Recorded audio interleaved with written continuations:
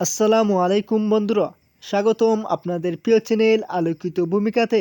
বাংলাদেশ জাতীয় ফুটবল দলের নতুন কোচ নিয়ে শুরু হয়েছে ব্যাপক আলোচনা। বিদেশি বেশ কয়েকজন বড় কোচের নাম সামনে আসছে, যা বদলে দিতে পারে বাংলাদেশ ফুটবলের ভবিষ্যৎ। আজকের ভিডিওতে জানবো বাংলাদেশের নতুন কোচ কে হতে পারেন, কোন কোচ সবচেয়ে এগিয়ে এবং হামজা চৌধুরী, শামীম সুমদের ভবিষ্যৎ কী হতে পারে। বাংলাদেশ ফুটবল ফেডারেশন এখন নতুন কোচ খুঁজছে, যিনি দলকে আন্তর্জাতিক মানে আরও শক্তিশালী করতে পারবেন।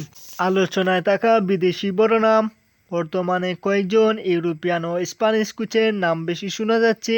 তাদের মধ্যে আছেন আলেহান্দ্রো মেনেন্ডেস, স্পেন ও লাতিন আমেরিকার অভিজ্ঞ কিছু কোচ, আধুনিক ফুটবল কৌশলের দক্ষ বেশি ম্যানেজাররা।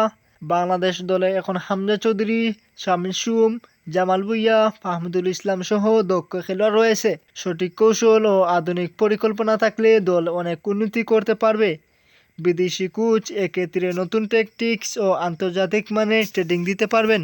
শক্তিশালী স্কোয়াড নির্বাচন, প্রবাসী ফুটবলারদের সঠিক ব্যবহার, ফিটনেস উন্নয়ন, আক্রমণাত্মক ফুটবল, আন্তর্জাতিক র্যাঙ্কিংয়ে উন্নতি। বাংলাদেশ ফুটবল ভক্তরা এখন অপেক্ষায় কে হচ্ছে নতুন কোচ।